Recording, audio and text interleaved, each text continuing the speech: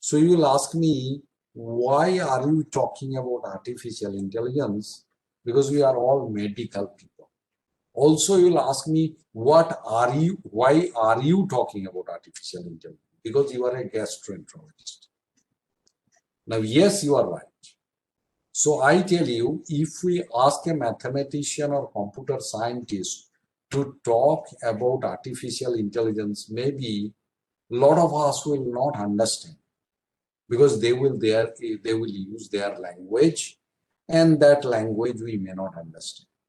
But we need to understand artificial intelligence because it is coming in a big way in every aspects of life, including medical science, imaging, and so many other things. So therefore, I thought, being a medical person, I should be talking about artificial intelligence, at least the initial concept, so that you all understand. Now, once you understand the concept, tomorrow a biostatistics fellow will talk about it further. And even day after tomorrow, one computer scientist from IIM Lucknow will talk about it further. So today my job is to give you the concept, and subsequently will elaborate on it further with a more technical details. Now, if you look at the history of artificial intelligence, it started in 1950. In 1955, John McCarthy coined the term artificial intelligence. We all know in those days computers either were not there or was in a very rudimentary state. In fact, in those days, computer used to be very huge in size, maybe occupy a whole building, but it had very limited capacity, very limited capacity. Even in those days, when the computer initially started, it could not do two functions together. Like nowadays, what we do is, let us say I'm working on one software, I can minimize that and work in something else. And in fact, 3-4 functions computer would be doing together, means that one is minimized, the other one is you are active, and still that one is minimized, you may work on the third one. But in those days, computer could function only on one thing at a time. Now, from 1974 onward, computer became faster, it became smaller in size, and it became affordable. And that led to further advancement of this branch of computer science, that is artificial intelligence. In 1980, this will be called as the year of artificial intelligence. You know why? Because a lot of application on artificial intelligence started after 1980. Now, yes, in the medical science, it took longer time to take up. The other branches of life actually had artificial intelligence entering or being popular much before the medical science. This may be related to the fact that we medical people have aversion to mathematics, have aversion to computer, and maybe this is the reason. Okay? And obviously after 2000, artificial intelligence is in every branch or every sphere of life, including medical science. So therefore, we have to understand it. We have to get the concept, some hold on it. Now, when I talk about artificial intelligence, we'll be talking about a lot of terminologies. For example, one terminology is cognitive computing. What is cognition? Cognition means something like understand, like human brain can understand. Human brain can learn. Like if I make a mistake once, I try to autocorrect myself. If I make it second time, I still become more expert to autocorrect myself. And the third time I may not make the mistake again. This is cognition. That means from the output that you had, now you learn that this is what, if I do like this, I make a mistake, I fail, and therefore I must not do it again in the next time. So this is cognitive computing. There are other things like machine learning, deep learning, big data, and everything. Predictive analytics. Now I will talk about all these one after another. Now, non-medical field in which artificial intelligence has been used extensively include transport and logistics, travel, consumer, handling consumer, public and social sector, automobile assembly. Now, banking, like suppose banks use artificial intelligence just to know that what are the characteristics of a fellow who return back the loan money compared to those who do not return the money. So therefore, you have certain characteristics. Now those characteristics, your artificial intelligence computing will say that this fellow is unlikely to return the money back, and therefore you do not give the money again to that person. Okay, so it is used in email communication, it is used in social media, web searching. Like let us say you today search using your computer, you just try to buy a ticket from, let us say, Delhi to Singapore. Now next time when you enter into your computer or maybe Facebook, you will realize that the Facebook will show you these are the best flight from Delhi to Singapore. So how did that computer know that you are looking for a ticket from maybe Delhi to Singapore? So you are using maybe Air India website, you are using maybe Vistara website, you might be using Singapore Airlines website, but your computer learned that this particular fellow is actually trying to see a best air ticket to go from Delhi to Singapore. Like just now, Dr. Ghosh, I think Nilay Kumar Ghosh or whoever, now his tab was used by one fellow. Now computer learned that this tab belonged to so and so fellow, and therefore it keeps this in his memory or in its memory, and now trying to show that fellow again. So a lot of things are like this, like in the social media, in web searching, this is done using artificial intelligence. Store and services, banking and finances, I told you. Aviation and prediction of machinery failure. Like one of my relative works in US, he's an engineer, and I asked him, what do you do? He said, we use artificial intelligence to monitor the performance of the engines of the truck. So truck in US go from one place to another place, which may be very long distance apart.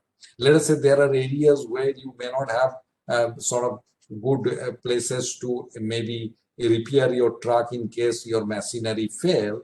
So he sits in his office and monitor the trucks, looking using artificial intelligence, so that he gives a prediction that your machine is likely to fail in half an hour time or 1 hour time.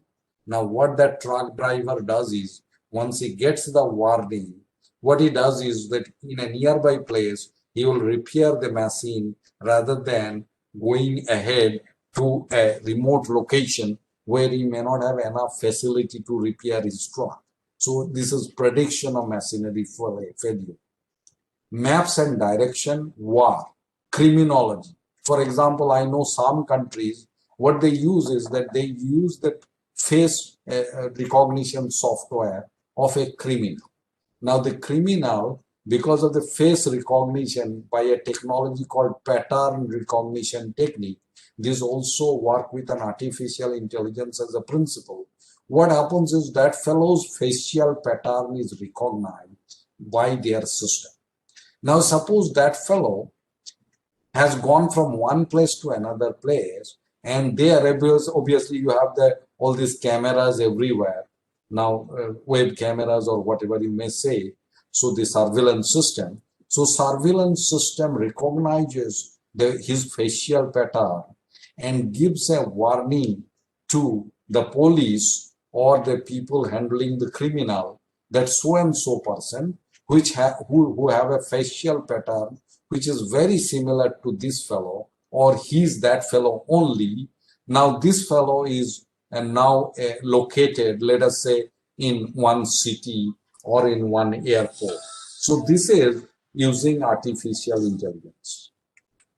Now question is, this is all outside medicine. But what are the field of medicine where artificial intelligence is used? It is used in gastroenterology. I've given it in the talk because I'm a gastroenterologist. But truly speaking, it is not the gastroenterology in which artificial intelligence came first. GI endoscopy, hepatology. Now, where artificial intelligence came initially are the branches of medical science who handle a lot of imaging. So, which branch of medical science handle a lot of imaging? Obviously, it is radiology. So, radiology is the one where artificial intelligence picked up quite early and in a big way.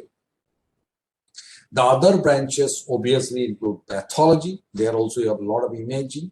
Forensic medicine, because that has to deal with criminal. So that branch also uses artificial intelligence quite extensively.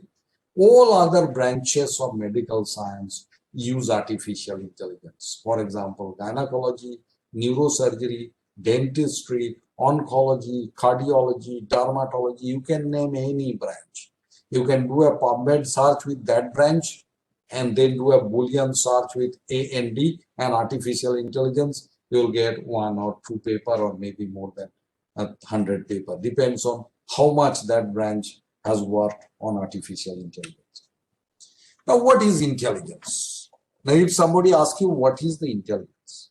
The intelligence is the ability to acquire and apply knowledge and skill. Intelligence is the ability to acquire and apply knowledge and skill. Intelligence is the capacity for logic, understanding, self-awareness, learning, emotional knowledge, reasoning, planning, creativity, critical thinking, and problem solving. So, for example, like what would be intelligent way of doing things? Let us say that you saw a patient and the patient had certain characteristics. You have earlier seen that those patients who have this type of characteristics may belong to one disease or abnormality of one organ system. So what did you do? You took your previous memory. From the memory, you connected these parameters. In your forebrain, you processed, and after processing, you made a diagnosis. This included your previous knowledge. Second is knitting all these different symptoms and signs and investigation. And then from your data bank in your brain, you are trying to fit in that which particular disease that earlier I saw or earlier I read will have all these, and then you give the diagnosis. So this is, you have acquired the knowledge earlier. You have analyzed the available information that you have in your brain. Then you have applied this knowledge to make the diagnosis. So this is intelligence, or in other words, human intelligence. So what is artificial intelligence? Artificial intelligence is the field of computer science that is associated with the concept of machine thinking like human. So what did human do? Human took all the information that one particular patient had. Let us say you had information that the patient is jaundice. Let us say you had the information that the patient had a large gallbladder, which is palpable. Now you applied Courvoisier's law. You said in a jaundice patient, if gallbladder is palpable, it is unlikely to be due to stone disease. So you thought that earlier information that is written in the book says, in a jaundice patient, if gallbladder is palpable, it is unlikely to be due to stone disease. And you have seen earlier patient where you found that even a jaundice patient, if gallbladder is palpable, it is likely to be a malignant extrahepatic biliary obstruction.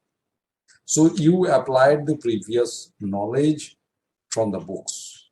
Now what will computer do? It will apply the previous knowledge from data. So here it was book, that is data which is fed to the computer. Then what did you do? All this information that you had, you processed in your brain. And after that, you gave a diagnosis. Now, similarly here, computer will process in its system and will give the output. You will say this is too theoretical. It doesn't really practically happen. How can it happen? I'll give some example. Now, I know what you will be talking about now. When I gave this, that the computer is thinking like human, giving an output like a human, applying logic. Now, this is what might be happening to you. Like this is a survey which was done, I think, in Britain. Okay? And there, they asked people that what do you think about artificial intelligence? And I tell you, 26% says mistrustful. 13% said powerless. 19% were anxious. Does it really happen that computer can think? 14% were indifferent. 32% were skeptical. 11% were frightened. 6% disbelieved. So therefore, a good majority either were skeptic or did not believe or were mistrustful. So what I will give you is that I will give you the concept now, so that from this mistrustful state, you start trusting what we are saying. Now, I will come back to this. Let us say when we talk about anything, let us say I take an example. Example is that look at the relationship between blood pressure and mortality. Blood pressure and mortality. When in a sick patient, blood pressure and mortality. Now you know that a blood pressure, when it is low in a sick patient, for example, septicemia, mortality is high. So take another example. Let us say blood sugar or HbA1c and mortality in patient with pneumonia. Or maybe we take a quantitative variable rather than qualitative variable. Let us say blood sugar on one side, and body weight on the other side. So our hypothesis is those who are obese are more likely to be diabetic. Those who are obese are more likely to be diabetic. This is what we do in medicine every day. So on this side, in the y-axis, you put body weight. In the x-axis, you put blood sugar. Now, if you now see the relationship between blood sugar in y-axis or body weight in the y-axis and the other parameter in the x-axis, you find a relationship. You can draw a line like this. So that means this line tells you that as body weight increases, blood sugar increases. But what you see is that this is not exactly like you see, this is the blood sugar of a fellow whose body weight is here. Let us say this is the blood sugar of a fellow whose body weight is here. Now, it is not falling exactly in this line, but it is falling away from the line. So how do you derive the exact blood sugar of a fellow from this chart? Can somebody unmute and tell me? Anybody? Can you tell me that suppose if this is your chart, in the y-axis, let us say we have body weight, in the x-axis we have blood sugar, and now this is the already validated sort of data, and now in this particular patient, let us say the value is falling here, so it is not exactly falling in that line. So how do you calculate what is the value? Let us say this patient, I don't know what will be the blood sugar, I know his body weight only. Now, how do you calculate what would be his blood sugar? Can somebody tell me? Just unmute. if I say it is regression analysis, what is this? What is this? Like if you look at this line, this is the actual regression line. So what you say in the statistics, that in the y-axis you have body weight, in the x-axis you have blood sugar, and from this line you can say blood sugar beautifully correlate with body weight. That means as body weight increases, blood sugar increases. But it does not increase absolutely linearly. It is not that 1 kilo increase in the body weight will lead to 10 milligram per deciliter rise in the blood sugar. It could be that in one patient, 1 kilo rise in the body weight led to 10 milligram rise in the blood sugar. In another patient, it could be 1 kilo rise in the body weight had a 15 milligram per 15 milligram per deciliter rise in the blood sugar. So this means this is correlating, but the correlation is not 100%. Now, if it is not 100%, obviously it is falling little away from this regression line. Now, if it is falling little away from this regression line, what is this? The difference between the regression line and the value of individual patient, what is that called? This is correlation coefficient. Correlation coefficient. So that means if I know the value body weight of a person here, now I can calculate his blood sugar by like this. The body weight is equal to blood sugar into correlation coefficient. Okay? Did you understand?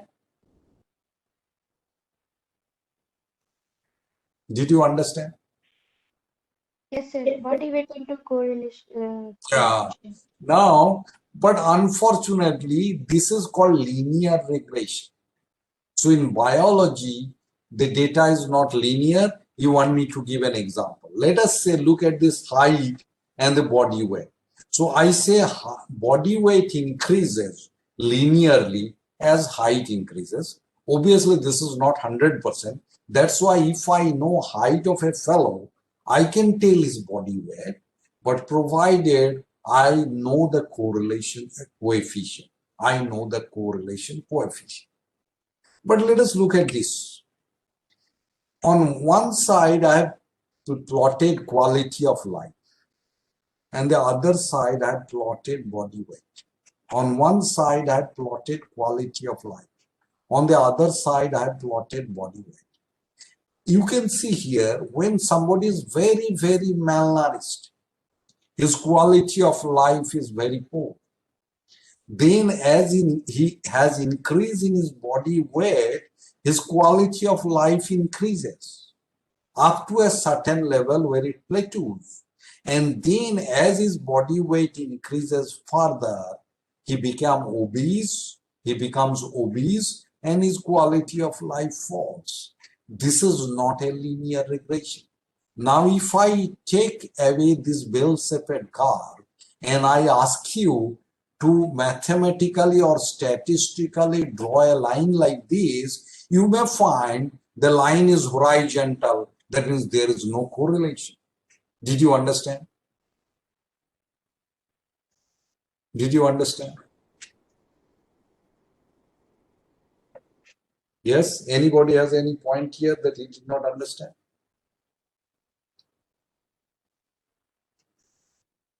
Now, question is, but by using ordinary mathematics, this linear relationship cannot be captured. This linear relationship cannot be captured using the ordinary mathematics.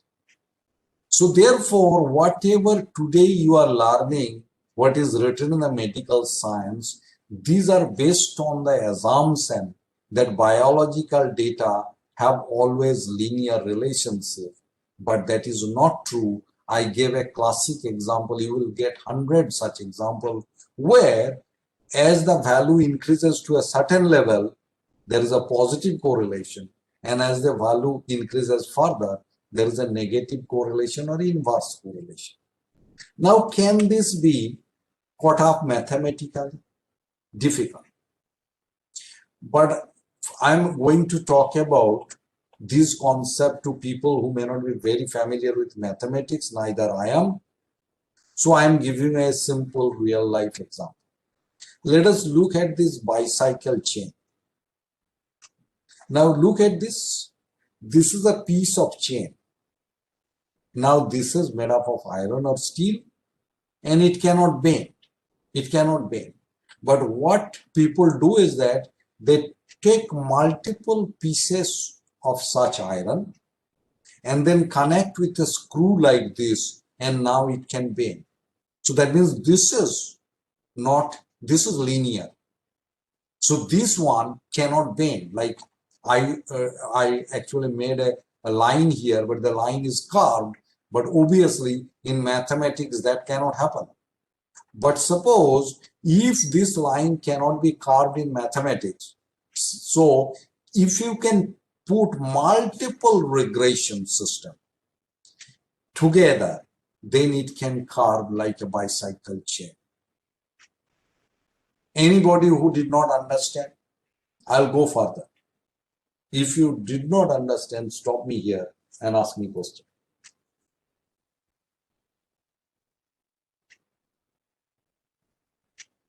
You have to be interactive, na? Now let me go further and then we'll ask for interaction. This is what happens. So this is nonlinear modeling. This is artificial neural network. This is machine learning. So this is the concept of artificial neural network or machine learning. So what happened is, look at this, it is like that cycle chain story that I say. Let us say, can I take somebody who is not in gastroenterology and give me an example that you are going to do a predictive analysis using artificial intelligence? Anybody who is not in gastroenterology. Let us say you have a group of patients where the patient either survive or die and you want to predict based on the data that you have. Anybody?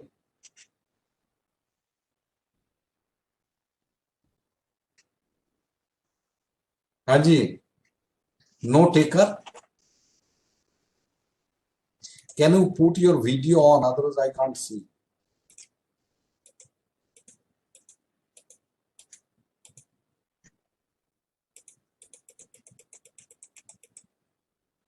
Are you listening to me or you have put up video? Now tell me, I want somebody to take an example of prediction. You have thousands of patients of one disease. You know there are factors which predict outcome, and the outcome may be death, survival. So when I say death and survive, this is called binary outcome. So when you have a categorical outcome and that too either one side or the other side. So there are two categorical possible outcomes. This is called binary. So can you give an example which is non-gastroenterology example? So I know there are gastroenterology students also, but since I'm a gastroenterologist, I don't want to take a gastroenterology example. Can you give me an example?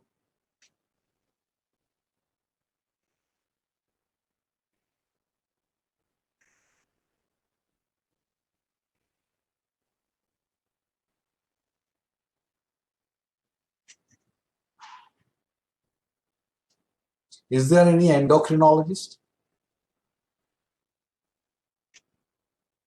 Endocrinologist? Any endocrinologist? Yes, any endocrinologist? Yes, sir. So now if I have 1,000 patients of diabetes, let us say 1,000 patients of diabetes. Obviously these patients, let us say 5 years, some will die, some will survive. Okay, 5 years later.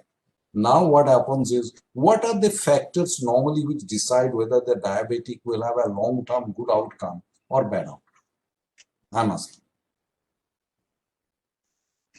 So depend on level of the creatinine and Very the good. So, complications. very good. No, keep on telling 1, 2, 3, 4 creatinine. Okay, very good.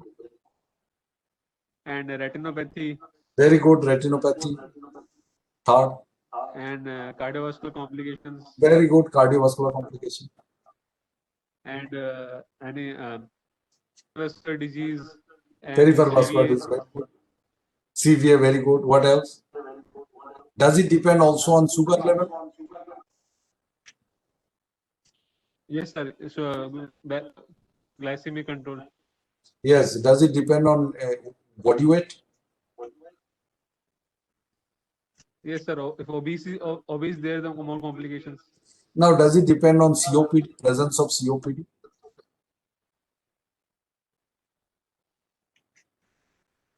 Let us say a diabetic fellow with COPD, another diabetic fellow without COPD. So comorbidity will increase the complications. Very good. Mortality. Does it depend on age? Yes, sir. Does it depend on gender? Um, Yes or no? You don't know, no problem. Does it depend no, on how much care he get, medical care? yes, sir. Does it depend on compliance to drug? Uh, yes, sir. Compliance ban. Okay. Does it depend on something like, let us say, comorbidity you have already said. Now you got almost 12 variables. Now these are input variables. These are input variables. So here you say creatinine value milligram per deciliter. You say here presence of cardiovascular complication, which is categorical data. This is continuous data. Here you say HbA1c level. Here you say, let us say, presence of COPD. Here you say, let us say, presence of another malignancy or whatever you may say. So you have given all these as input variable. Input variable are either categorical or they are continuous. Input variable are either categorical or they are continuous. Now what happens is, now this is the regression equation 1, this is the regression equation 2, this is the regression equation 3, this is the regression equation 4.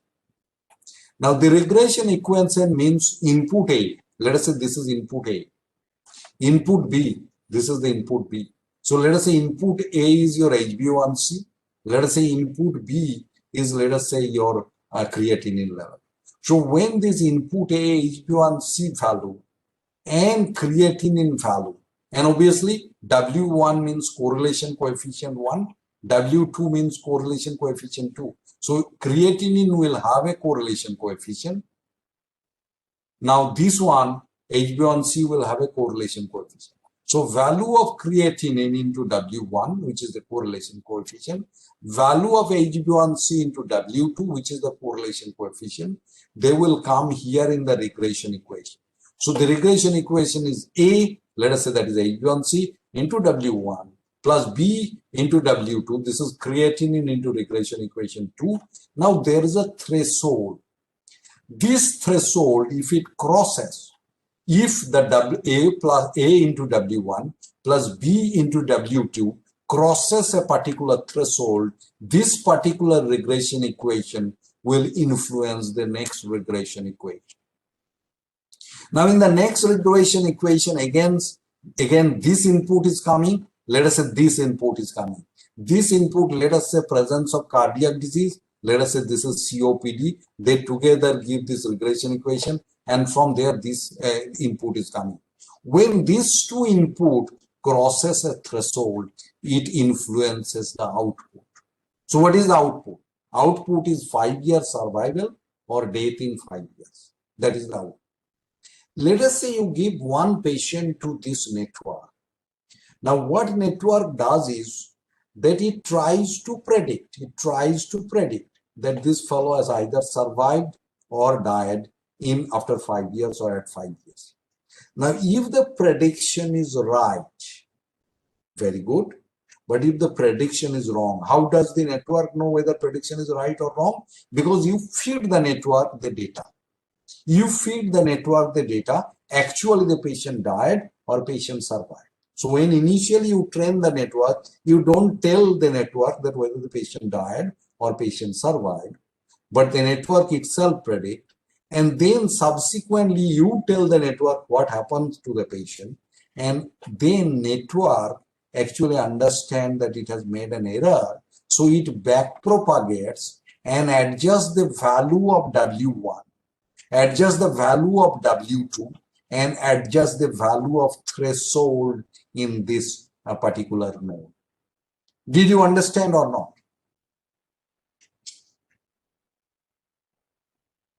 Is it not the same what happens in human brain? Yes, sir, it learns by the mistakes. Yeah, so you are all under training period in SGPGI. So like a network gets trained, you are also doing training. Let us say you make a mistake. Let us say you do an endoscopy because I am a gastroenterologist and you created a perforation. You start thinking, what did I do wrong?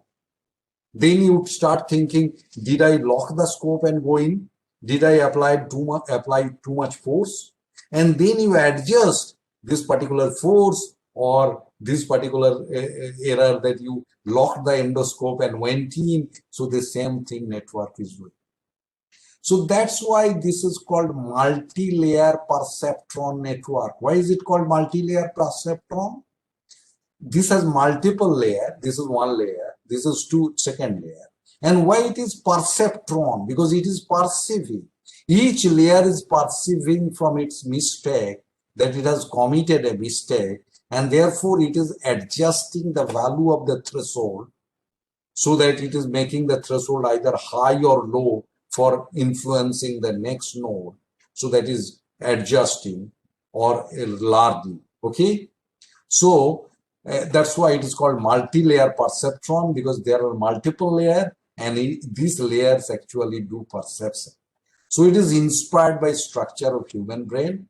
It has also basic unit called neutron or perceptron. This is the perceptron. This is one perceptron, this is one perceptron, this is one perceptron, this is one perceptron. It works in the principle of feed forward and back propagation. So what you did is you gave the value of HbA1c, you gave the value of creatinine, you gave the value of maybe age, you gave the value of gender, you may be giving the value of, let us say, coronary disease, let us say COPD, and then it went forward. So it is a feed forward.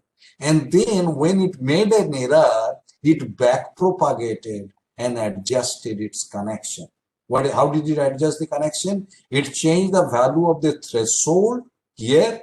It changed the correlation coefficient here. It changed the correlation coefficient here. And that's why I have put here a picture of a neuron. So like a neuron has afferent. Here, these are the afferent.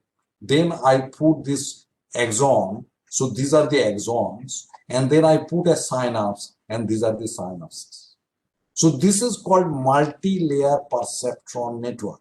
And the multi-layer perceptron network is typically used when you are doing prediction. Let us say prediction of an outcome of a group of patient with a disease and so on. So it is like this. See, look at this. These are the input. X1, let us say Xn. Then these are the weights, WO, W0, W1, and so on. Then this is the sum of the weight. And then this is the step function. The step function is if it went above a particular threshold, then only it will influence the subsequent network. So let us now talk about three terminologies that artificial intelligence uses. One is artificial intelligence. Artificial intelligence is a computer program that mimic human cognitive function such as learning and problem solving. Machine learning is a computer-based method for analyzing data and learning descriptive or predictive model. And deep learning is machine learning based on complex architecture of artificial intelligence. So when artificial intelligence is the mathematical principle, now machine learning is using the computer, and the two together is called deep learning. Now, I was telling you initially that we can think, we can do a judgment. Computer can also do a thinking and judgment. And I told you maybe skeptical initially. Now, after this, are you still skeptical, or you think this is quite logical? Anybody? If anybody is skeptical, just unmute and tell.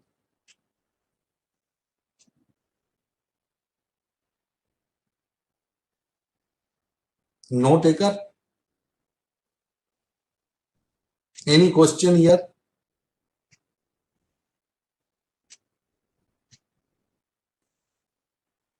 So what happens is the advantage of artificial intelligence compared to logistic regression equation. Like you do logistic regression equation because you have all hard at scoring system called child scoring system.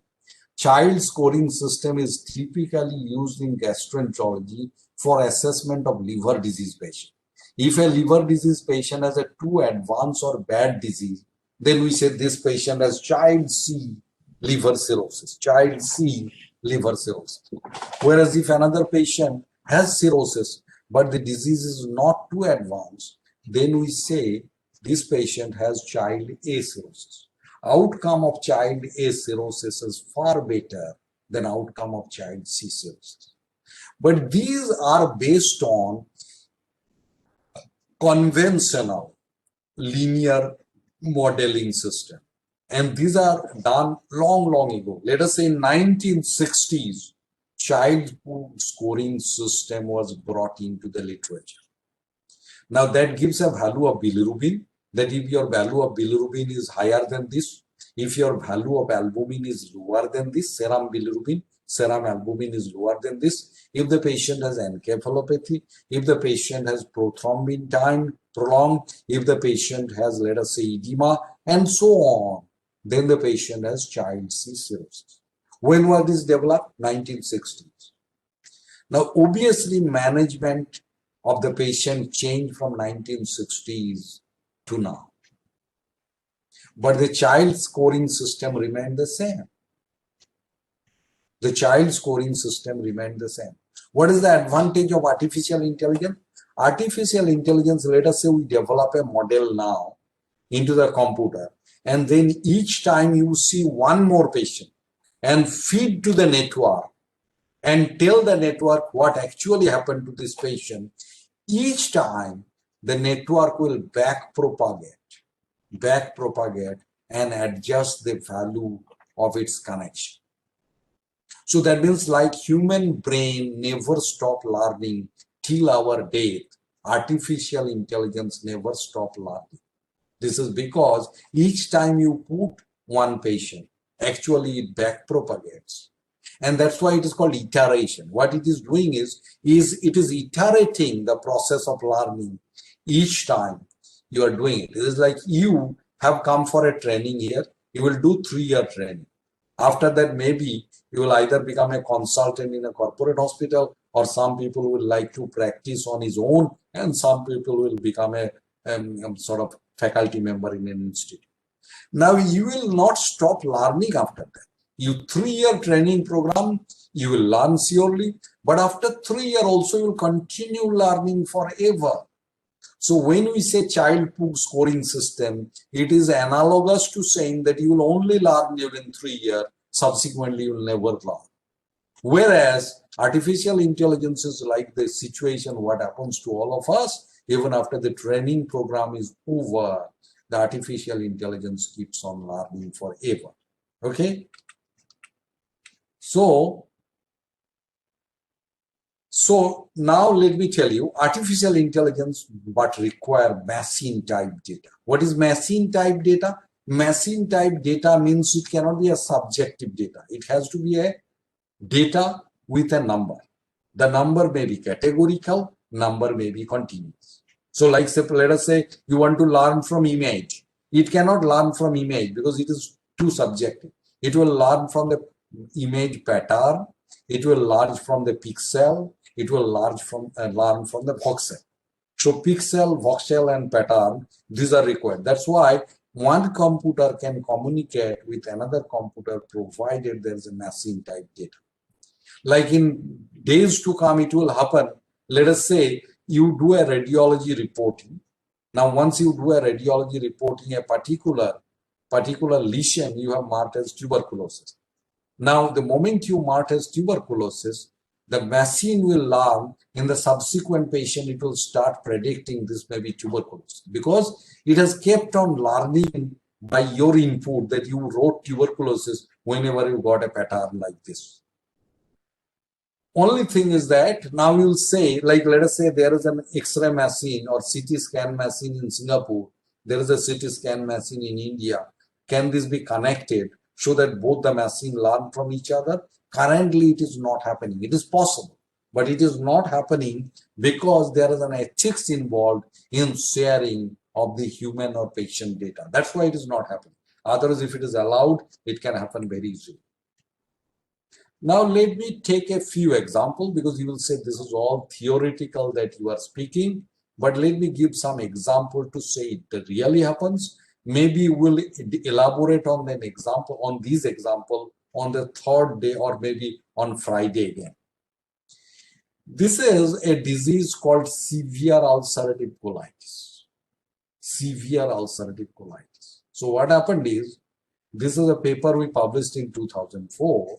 So in 4 years' time, my initial days of assistant professor position here, actually we saw 55 patients got admitted with acute severe ulcerative colitis to our ward. Now what happens is, of these 55 patients, 45 responded to our medical treatment. Medical treatment, typically we give corticosteroid, we give antibiotic and so on. And 10 patients did not respond. So what I did is, on one side of the table, I put all the responder. On the other side, I put all the non-responder. Then I looked at different variables such as age, which is a continuous data, sex, which is a categorical data, duration of the disease, which is a continuous data, duration of index attack, which is a continuous data, number of stool per day, temperature, and so on. What we found is those which are marked yellow, this yellow mark means these are significant.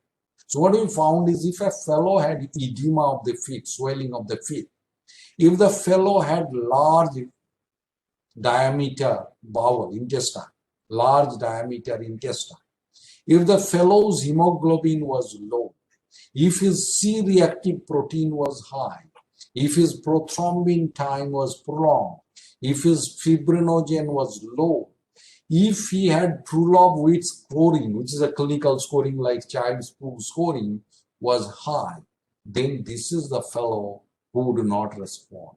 This is an univariate analysis. Univariate analysis means you are looking at the edema, presence of edema, present or absent, and you are looking at whether it's significant. What is the problem there? Problem there is, let us say, presence of edema means if somebody's albumin is low, then the edema will be there. If somebody's albumin is low, then the edema will be there. In fact, I forgot to mark this with yellow. Look at this. His albumin, those who responded, 2.9 gram per deciliter was the albumin. Those who did not respond, 2.2 gram per deciliter was the albumin, and this was significant. That means when you are seeing edema and saying presence of edema means you will not respond, this may be related to only albumin. Maybe edema has nothing to do. Albumin alone is predicting, why to add edema there? And that is called univariate analysis, where you looked at each parameter separately.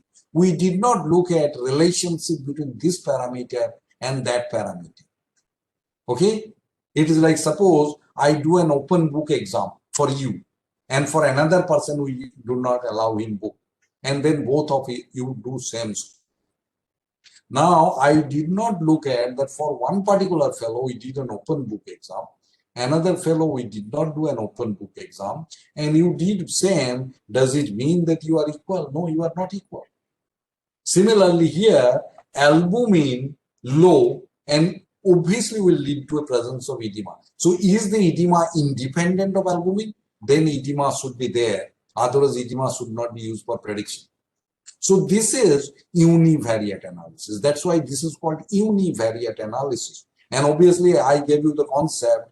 This is all with a presumption that the data is linear. It is possible some of the data are non-linear, like I explained to you, and those obviously will be showed as not significant because they are non-linear. So this is what we got. Pedal edema, transverse colon diameter greater than 5 centimeter, low hemoglobin, high C-reactive protein, high prothrombin time, low fibrinogen, Truelove score severe, clinical activity index severe, predicted that the fellow will die more often. But the problem there is, this is linear modeling. I explained to you this before.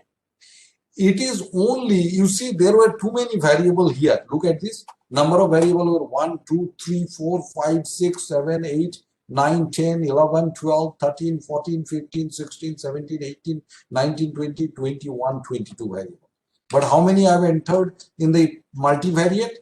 1, 2, 3, 4, 5, 6, 7, 8. So out of 22 variables, only 8 were entered, because that is the system for univariate and multivariate analysis. Univariate and multivariate analysis says that first you do an univariate analysis, see which are predictive variable, significant on univariate, and enter those in the multivariate model. Now, can I come back to that particular participant who took the analogy of diabetic or provided me data of diabetes? Can you switch on your video? Can you switch on your video? The person who gave the diabetic example. Let us say you have a diabetic fellow. Yes, switch on the video. Let us say you had a diabetic fellow. Let us say you had 1,000 diabetic fellows. Now, of these 1,000, let us say 100 died in 5 years. Okay. And 900 did not die in 5 years. Now, let us say when you looked at presence of COPD in those who died, actually, let us say 10 had COPD. So out of 100, 10 had COPD. That is 10%. Now, out of 900, those who did not die, let us say 7% had COPD. And when we do a chi-square test, we found there is no difference. Now, tell me honestly, as a clinician, would you say that if a fellow is diabetic with a bad COPD does not influence outcome? Is it so? As a clinician, you tell me.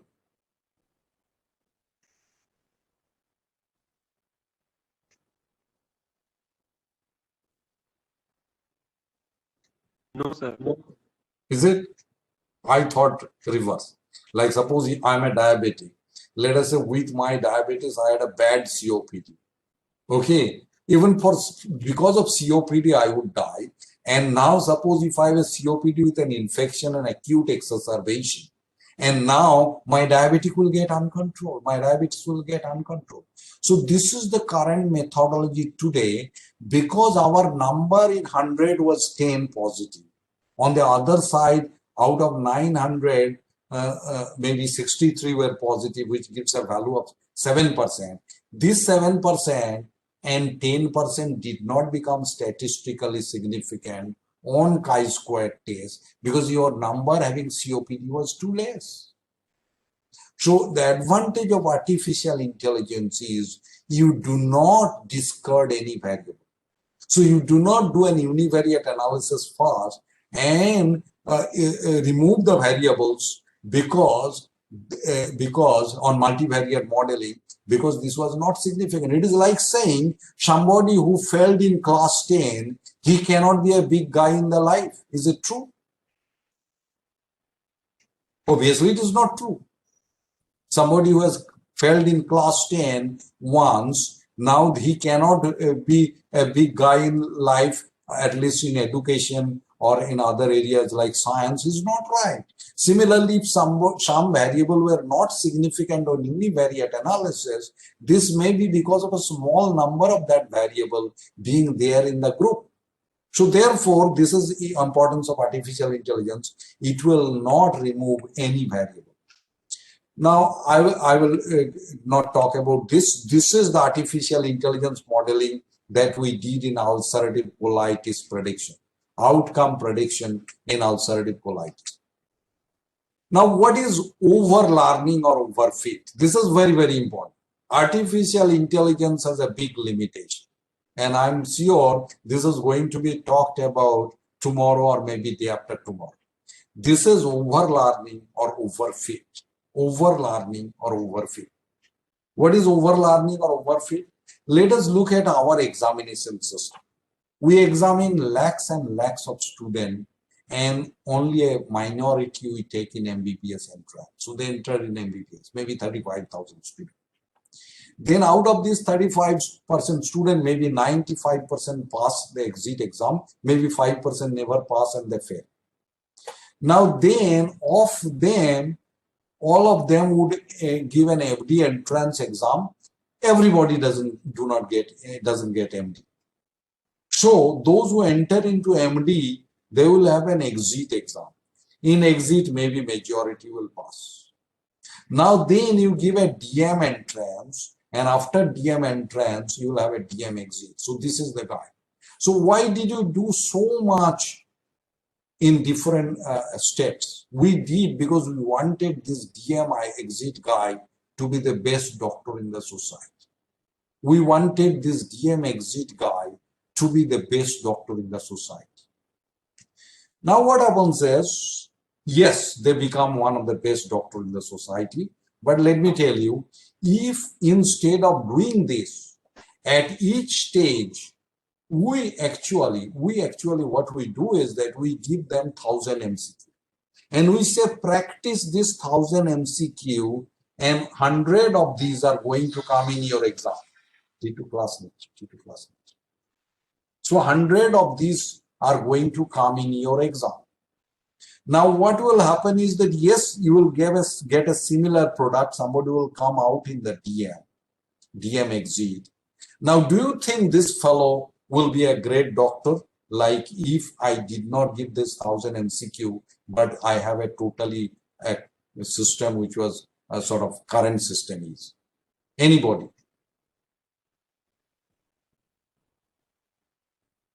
Two model. One model is you are going through the current entrance system where you enter into MBBS, exit, MD. You don't know anything. What will be your syllabus? What will be your course? You read a lot and then you crack the exam. Other is in each case, I give you 1,000 MCQ. You practice those MCQ and of these 1,000, 100 will come in the exam. Obviously, you know the answer. The answer is, if the second is the case, then this is overlearned person or overfit person. Why is it overlearned or overfit? That is because 1,000 MCQ he has learned too much and that's why he's doing too well. Now, whenever we do an artificial intelligence modeling, like in our ulcerative colitis data, what happens is if you take the same group of patients for training and testing, actually, this is an overfit model. This overfit model may not do as good as an open type model. So here what you have done is 1,000 patients you have taken, let us say of a particular disease. You have divided this 1,000 patient into 200 for testing, maybe 400 for training, and maybe 400 for validation. So what you have done is you have taken 400 of the same 1,000 patients, 400 for training, 400 for testing, 200 for validation. It is like the same example of MCQ exam. Okay. So did you understand what is overfit? Overfit, how to avoid overfit? You have to do internal validation with prospective data. For example, now suppose if I developed a model on ulcerative colitis like this, what I'm supposed to do is that once the model is developed, then as the new patient keep on coming, you actually see whether this model is performing similarly or not in predicting accurately the outcome of a patient. Second is you do external validation, because maybe SGPG has a particular pattern of treatment. That treatment may be a great treatment. That's why your patients are doing too well maybe. So therefore you go to Jhansi Medical College, Kanpur Medical College, Gorakhpur Medical College, KGMU, and see is it working similarly in another college. Then it is called a robust model, which is generalizable. So the external validation and prospective validation increases the generalizability of the model and the robustness of the model. What is your aim? Your aim is that if you develop a model, that particular model should be really useful uh, patient outcome measurement or a prediction. Okay. So let us take this example in GI endoscopy. It is very interesting. Let us come there. I will come there. See, this is the artificial intelligence system which has been developed in an endoscope. I'm sorry that I've taken an example of an endoscope, but it is a branch of imaging, you know. So what happens is that there is a company called Fuji. Now what Fujifilm has done is they developed a colonoscope. That colonoscope is an intelligent colonoscope. It can think. How does it think? This is called GI Genius.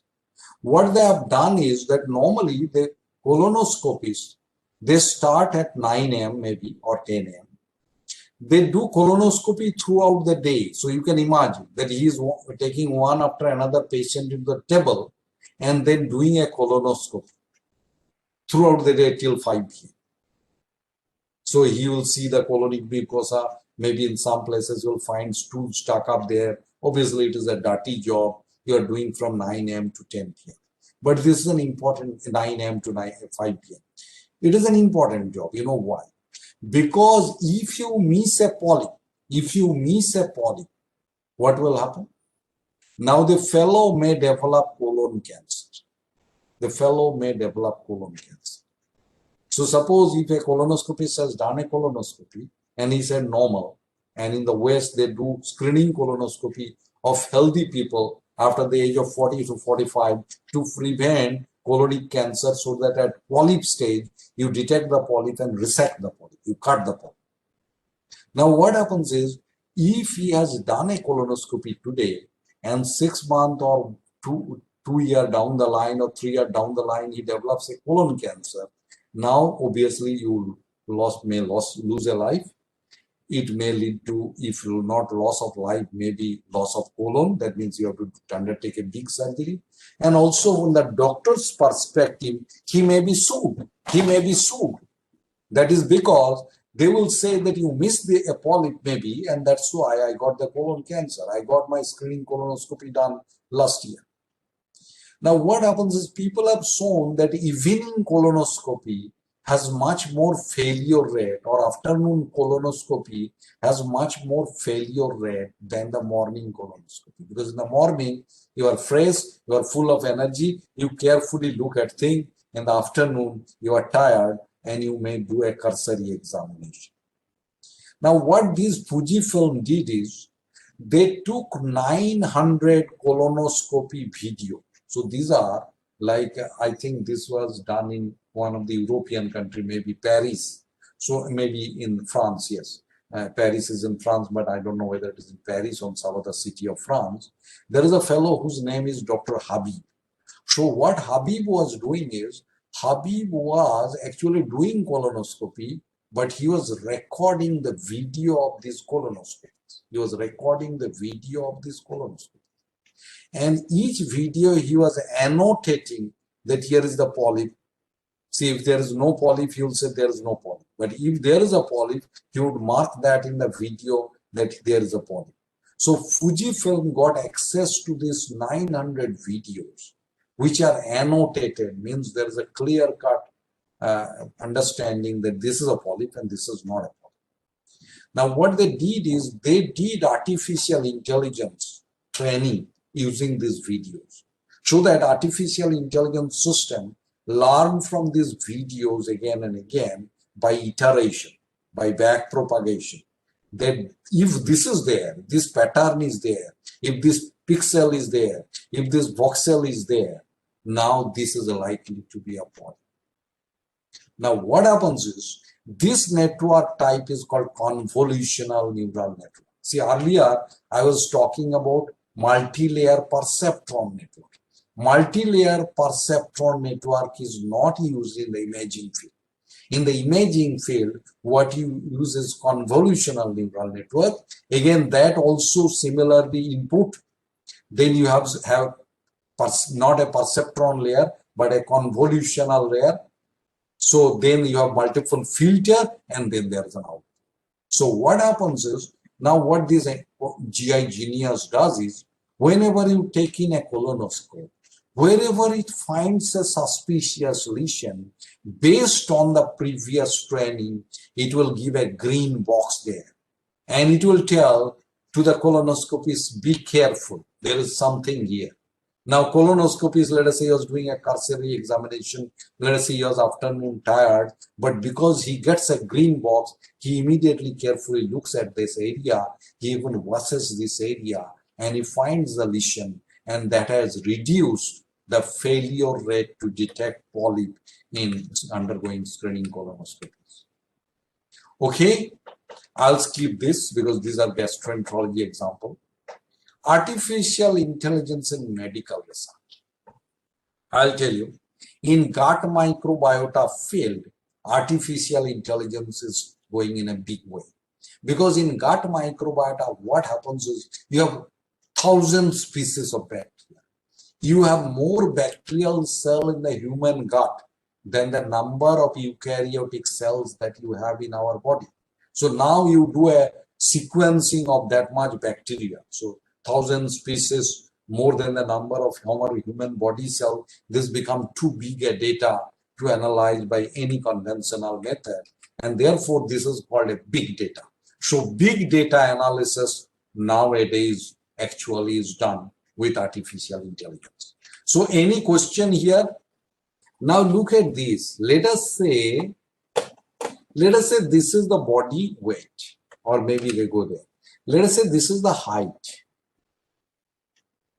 and this is the body weight, and you have data of 1,000 people. You have plotted their height. Let us say this is the height, and this is body weight. Okay.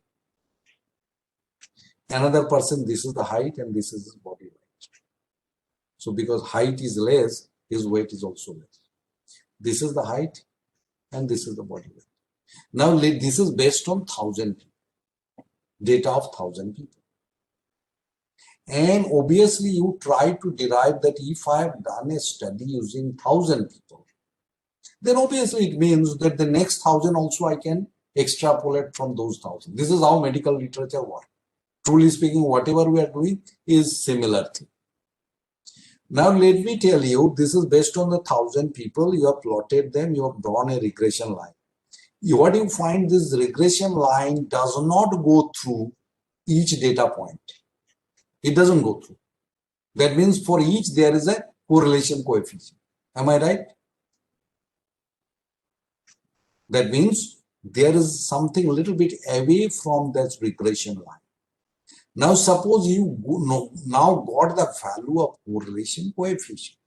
Now if I give you a formula showing the height, body weight is equal to height into x1.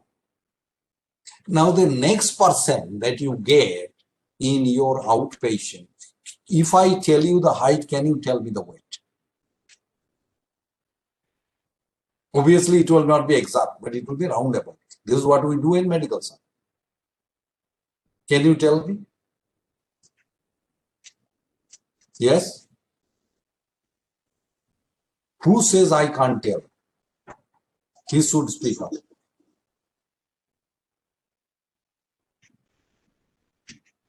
Who says I can't tell? So there is nobody who says I can't tell. That means if I have done a study on 1,000 people, if height correlates with body weight beautifully, now if I can derive a formula, this formula says that body weight is equal to height into this, which is the correlation coefficient, then I can tell the body weight of a fellow if I know his height. This is how medical science is now doing. Now the problem here is this, that every biological data is not linear. Every biological data is not linear. I have plotted here body weight on one side and quality of life on the other side. And now you get values. What are the values? That body weight When it is very low, quality of life is very poor. That means all the malnourished children will have a very poor quality of life. Now, as they become nutritionally better and better, up to a certain point, their quality of life increases. So there is a positive correlation. There is a positive correlation. Now, after that particular point, as the body weight increases, quality of life decreases because you become obese and quality of life decreases. Better towards the class. So quality of life decreases. Did you understand this? Yes, sir. Now, if you want to draw a line here using the conventional technology, your line will be like this. I tell you, Control P. The line will be something like this. Now you cannot calculate because there is no relationship, hardly any relationship. So you cannot calculate. Okay? Now this is linear modeling problem. So artificial intelligence modeling is a non-linear modeling. You'll say, how does a mathematical calculation, like you are saying, regression? Regression can be only linear. How can regression be non-linear? I have given a simple analogy to explain to you. This is bicycle chain. In bicycle chain, this is one regression equation, let us say. This is not linear. This is another regression equation. This is not linear. This is another regression equation. This is not linear. This is another regression equation. This is not linear. When I connect them with screw, this can now become non-linear. That's why bicycle chain, you can make a roundabout of the bicycle chain. That is, you can bend. You can bend. You know the total internal reflection of light. You know total internal reflection of light. Light travels only in a straight path. Light travels only in a straight path. One physicist, what he discovered is if you put a narrow tube and within that you pass light, the light actually hits the opposite wall of the tube, then gets internally reflected, hits another wall, then internally gets reflected, hits another wall, and now you can make the light non-linear. That means light normally doesn't travel a zigzag path, but because of total internal reflection, light can follow a zigzag path. Did you understand this now? Did you understand this now? Yes, sir. Now, this is the multi-layer perceptron network.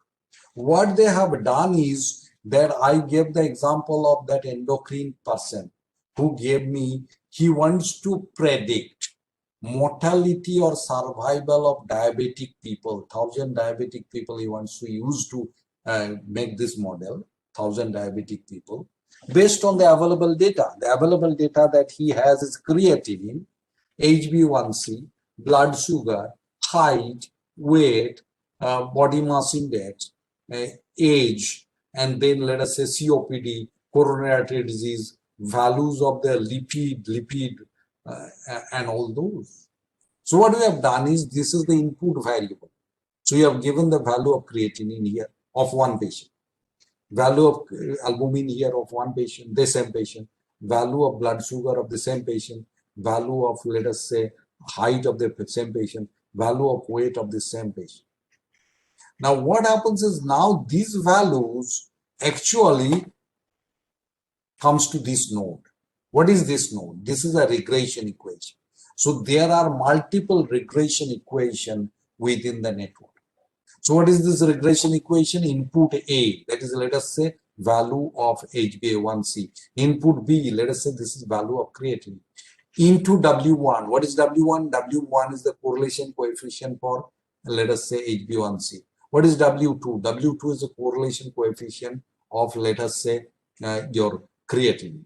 Now, when A into W1 plus B into W2, let us say, becomes something more than something. Let us say here, I presume it is 1. When A into W1 plus B into W2 become 1 or more than 1, then this node will influence the next node. Did you understand? Here? Did you understand here? Yes. Now what happens is, let us say you are trying to predict. So what you did is you put the data of one patient first, then second patient, then third patient, then fourth patient, then you 1,000 patients. Now, when you put the data initially of this 1,000 patients, you have to take some patient for training and some patient for testing your model. So let us say you consider of 1,000 patients, I will take 400 for training the network. Let us say you take 400 for training the network. So when you train the network, you say what happened to your patient. When you test the network, you don't tell the network what happened to your patient. But when you train the network, you tell what happened to this patient. Like when we train you, like you morning, you present a bedside.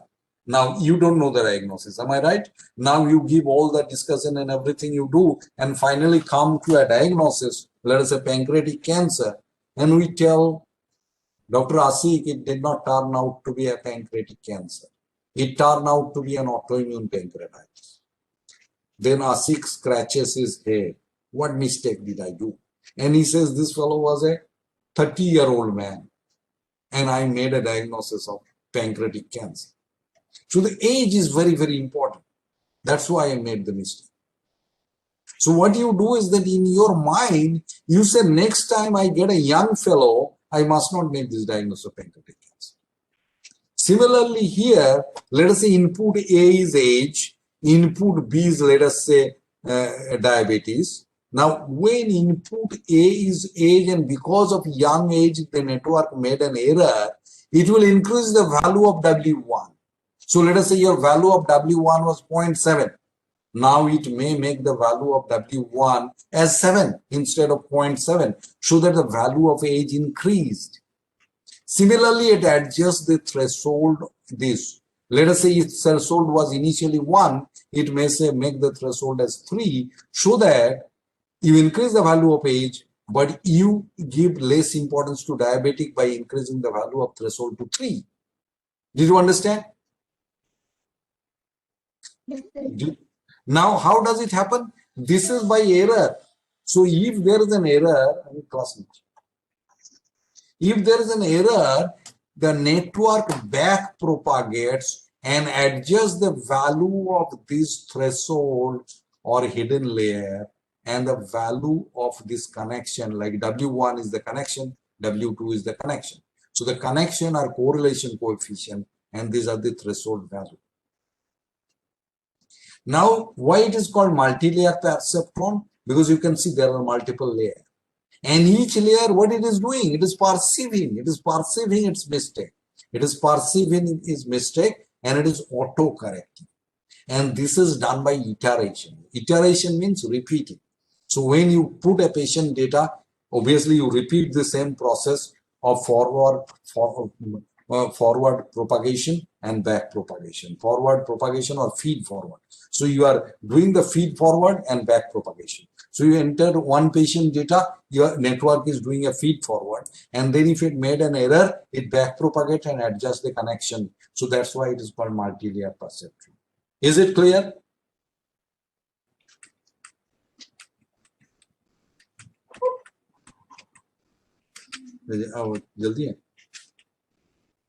So convolutional neural network is similar.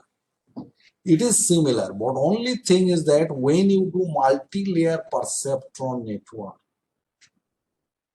okay, when you look multi-layer perceptron network, what is the problem?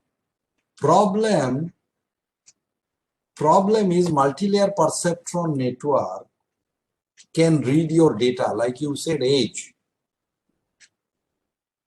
you said gender, you said HbA1c, okay? But the problem is when you are talking about image, where do you get this data? You don't get a number from the image. In the image, you get a pattern. In the image, you get a pattern. So in multi-layer perceptron network, it recognizes the pattern. Okay. Now, second is that in multi-layer perceptron network, sorry, in convolutional neural network. Convolutional neural network is for image processing, be it endoscopy image, be it radiology image, be it pathology image, be it dermatology image. This is image. So image don't give you age 55, or gender like categorical or continuous data. Image only gives you a pattern. For example, look at this. I have uploaded this picture in the Facebook. Now, the moment this picture in the Facebook was uploaded, look at this, Facebook itself named me as Uday Sigosa. How did it happen? It happened because Facebook uses artificial intelligence. So what it has done is the moment he found the pattern of my face, there is a particular pattern, there is a particular curvature, there is a particular pixel, there is a particular voxel. What it has done is earlier, thousands times, it might have seen whenever I say a pattern like this, often he call him as Uday Goswami. Either he calls or somebody else calls. It is not like all the time I'm tagging my photo. Maybe all my friends are tagging my photo. Let us say the friend upload a photo and he tags me as Uday Sigosa. So Facebook uses artificial intelligence. And what it does is that it does pattern recognition. So it had multiple iteration where it found the pattern of my face. And if found anybody finds this pattern, he writes Uday Sigosa. Now this time, when I uploaded the picture, out of all this person, you see, this one he has recognized already. Did you understand? So this is pattern recognition, and Facebook utilizes convolutional neural network. So pattern recognition. Second is when the network is fully connected, there is a problem. If you connect everything, like some unimportant output variable also, input variable also you connect to every hidden layer, then there can be overfit. I explained you the concept of overfit. Did you understand the concept of overfit? Did you understand concept of overfit? Anybody who did not understand, tell me. Okay, we'll ask you later. So what happens is, therefore, it is not fully connected. This particular convolutional neural network, which is used for image processing, is not fully connected. Okay. Now it recognizes the pattern. It is not fully connected. It looks at the pixel. It looks at the voxel. It looks at the pattern. Okay. Now, therefore, this convolutional neural network are also like multi-layer perceptron network, but this is more regularized. It is less connected. It recognizes pattern. It recognizes pixel. It recognizes voxel. And so, therefore, we'll say the CNN are on the lower extreme of connectedness, and it is a particular regularized form of multi-layer perceptron network.